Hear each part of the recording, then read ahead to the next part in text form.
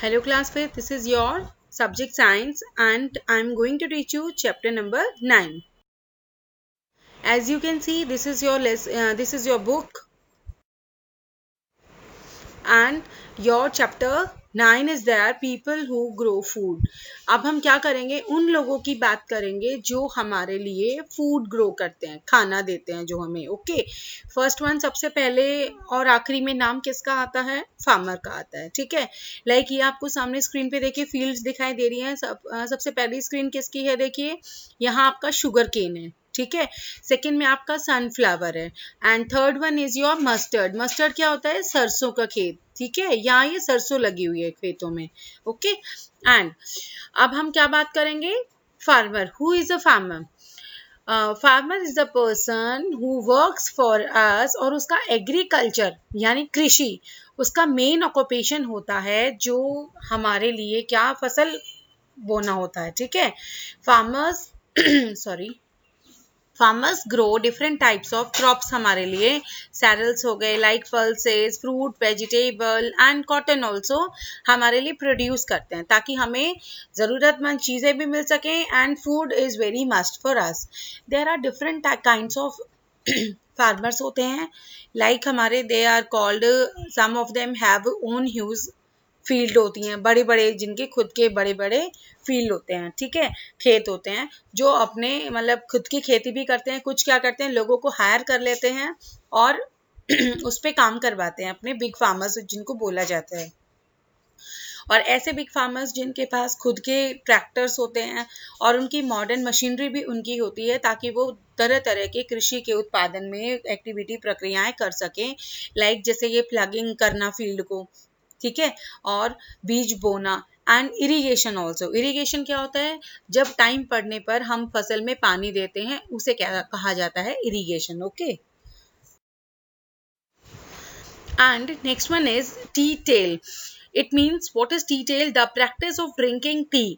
चाय को पीने की जो प्रैक्टिस है, it means has a long history in China में।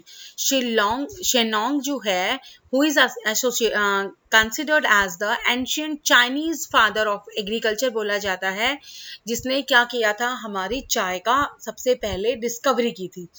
अकॉर्डिंग टू द लेजेंड के अकॉर्डिंगली, एक दिन आफ्टरनून में शेनोंग ने क्या किया? डिसाइडेड किया कि वो कैमेलिया ट्री के नीचे रेस्ट लेंगे और थोड़ा सा गरम बॉईल किया हुआ पानी पिएंगे, और ड्राई लीव्स उन्होंने एक ट्री से ले ली अबर floated down into the pot of the boiling, और उन्होंने वो जो बॉइलिंग वाटर था उसके अंदर उन्होंने डाल दी। ठीक है, and creating a pot of tea, और उन्होंने एक पॉट ऑफ टी बना ली, attracted by the delightful fragrance, और उसकी इतनी अच्छी खुशबू उनको लगी।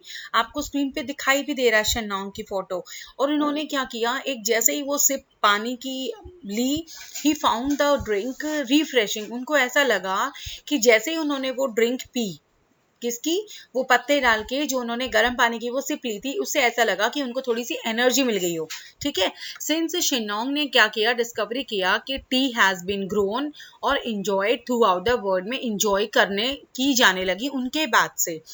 और टी लीव्स को वर इटन एज अ वेजिटेबल के रूप में तो उसको खाया गया, और मेडिसिन के रूप में उसको यूज किया गया अंटिल द हान डायनेस्टी, जो कितने साल हो गए? 2000 ईयर्स अगो, जो टी था उनके लिए चाय था एक नया ड्रिंक बनके सामने आ गया था। ओके, और अब क्या हो रहा था? बिग फार्मर्स ने एग्रीकल्चरल लेबर्स बहुत सारे फील्ड में काम करने के लगा लिए थे, ताकि वो क्या कर सके? अपने फील्ड के लिए बहुत सारे लेबर्स को टी के उत्पादन में लगा सकें। Some farmers own small plots of land which they cultivate on their own, और छोटे फार्मर्स ने भी अपने लेवल पे भी इनको कल्टिवेट करना शुरू कर दिया। कल्टिवेट मतलब बोना शुरू कर दिया टी को, एंड दे वर कॉल्ड, और उनको बोला गया था मिडल लेवल फार्मर्स या मार्जिनल फार्मर्स बोला गया था।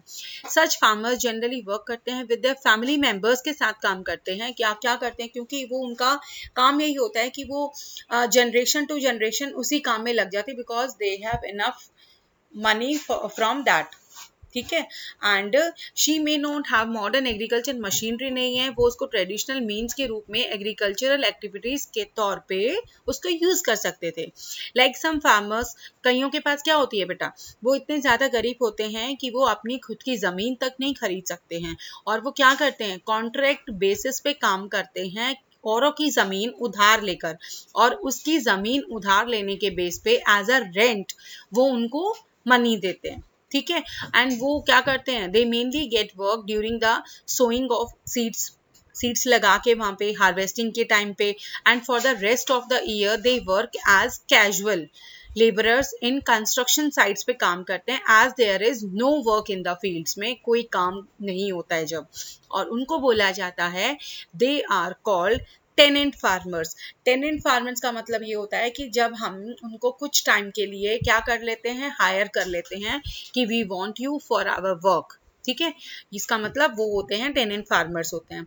लाइक मार्जिनल फार्मर्स आपको दिखाई दे रहा है कि he don't have the money to take agricultural machinery, तो ये अपने बैल से ही अपना काम शुरुआत करते हैं।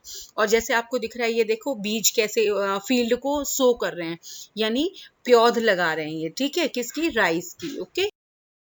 And next one is life of a farmer. क्या लाइफ होती है फार्मर की, a farmer has a very tough life होती है। He works in his field the whole day, काम करता है बहुत दोपहरी में भी, बहुत ज़्यादा सर्दी में भी, बिकॉज अगर उसको अपनी उस टाइम पे उसने काम नहीं किया तो उसकी पूरी फसल को सफ़र करना पड़ सकता है, okay. He produces depends upon the climate के ऊपर, एंड प्रॉपर रेनफॉल पे डिपेंड करती हैं ये सारी चीज़ें। When there is less rain और स्टॉर्म होता है, हैवी रेन भी हो जाती है, कई बार उनकी क्रॉप क्या हो जाती है, नष्ट हो जाती है। तो उस नष्ट को बचाने के लिए when there is a poor crop production the sale is poor हो जाती है, उनका सामान बिकता ही नहीं है। एज अ रिजल्ट जो पुअर है, जो फार्मर है और उसकी फैमिली है, उनके पास बिल्कुल भी पैसा नहीं बचता है ताकि वो सीड बीज ले सके अपनी नेक्स्ट फसल की सीजन के लिए। जैसे आपको दिखाई दे रहा है, ये देखो इनका पानी इतना ज्यादा, बारिश नहीं हुई, बारिश के कारण देखो दरार कैसे पड़ गई है फील्ड में, दिख रहा है आपको, क्योंकि ये सूखा पड़ गया, बहुत ज्यादा सूखा पड़ गया, धरती बिल्कुल सूख गई है। और फ्लड, फ्लड का मतलब क्या है, इतना ओवर अमाउंट में पानी आ गया है, बाढ़ आ गई है कि अपनी फसल को नष्ट होने से बचाने के लिए इन्हें यहाँ से पानी आउट करना पड़ता है, ठीक है। Next one your topic is irrigation. As I told you, irrigation के भी बहुत सारे तरीके होते हैं पानी देना, ठीक है। Next is, as water is very important for cultivation, rain is the main and the most important source of water for the crops, because हम चाहे ऊपर से जितना भी पानी दे दे, rain water is very must for our fields. उससे क्या होता है, हमारी फसल को भरपूर मात्रा में पानी मिलता है। And the process by which a farmer supply कर रहा है, किसी भी प्रोसेस से सप्लाई कर रहा है पानी अपने फील्ड में, जिसे बोला जाता है इरिगेशन। जो हमारे बहुत सारे टेक्निक्स होते हैं, लाइक ये देखिए वेल से पानी निकाल के सिंचाई कर रहा है, नेक्स्ट ये ट्यूबवेल से दे रहा है, ये क्या है, वाटर स्प्रिंकलर्स, ठीक है, इससे भी पानी को सही मात्रा में क्या मिलता है, ह्यूज वाटर स्प्रिंकलर्स होते हैं ताकि उसमें अमाउंट में पानी दूर तक फैलाया जा सके। Next one is source is canal, ठीक है। And seeds and agricultural equipment कौन से होते हैं, द गवर्नमेंट प्रोवाइड करती है the farmers with a good quality seeds देती है स्पेशल प्राइजेस पे, ताकि हर जो किसान है वो इसको एफोर्ड कर सके। The government also provide loan भी देता है फार्मर्स को ताकि वो बीज को खरीद सके अगर उसके पास उस टाइम पे पैसा नहीं है।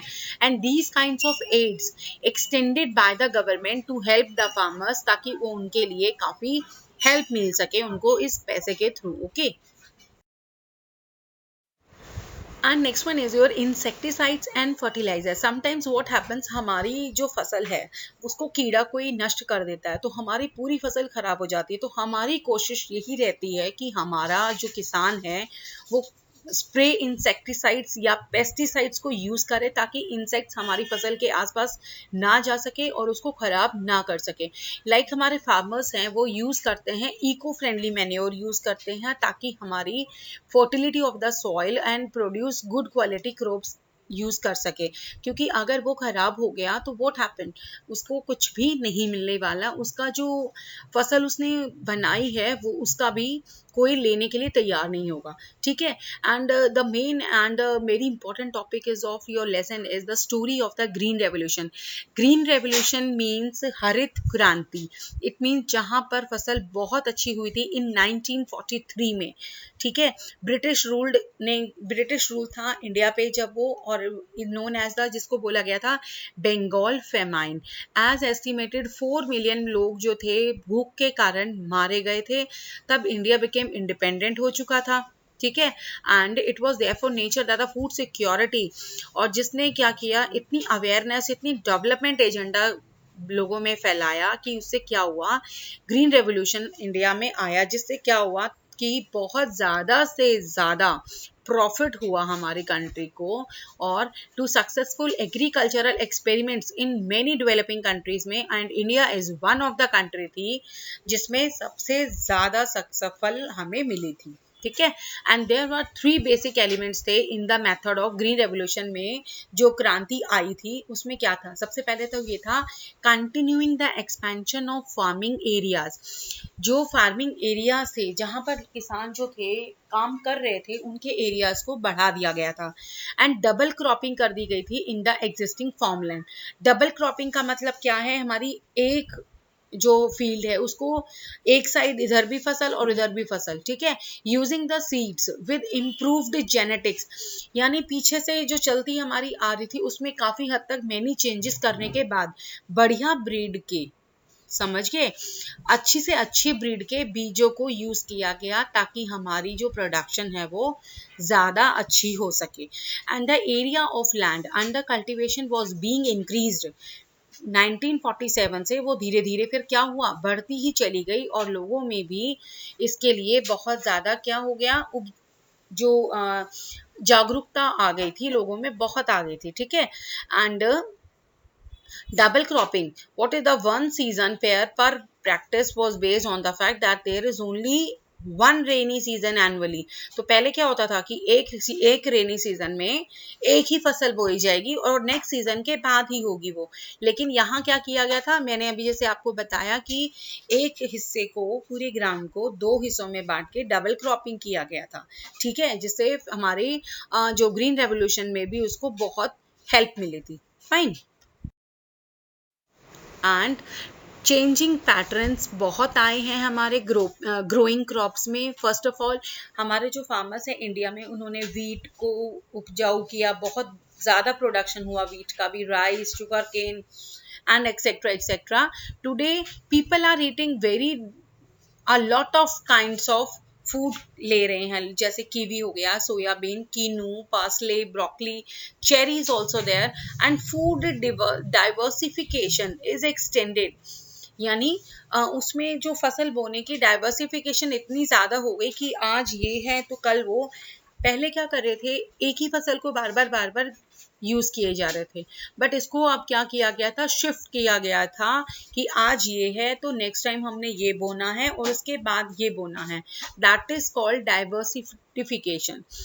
And traditionally grown less remunerated and profitable crops मानी गई कि हाँ, इसके करने के बाद इनको जो भी प्रॉब्लम्स का जो प्रॉब्लम्स के वो आ रही थी, प्रॉब्लम्स इनको कल्टीवेशन वगैरह में, हार्वेस्टिंग में भी प्रॉब्लम आ रही थी, तो उनकी भी इनको सॉल्यूशन काफ़ी हद तक मिल गया था।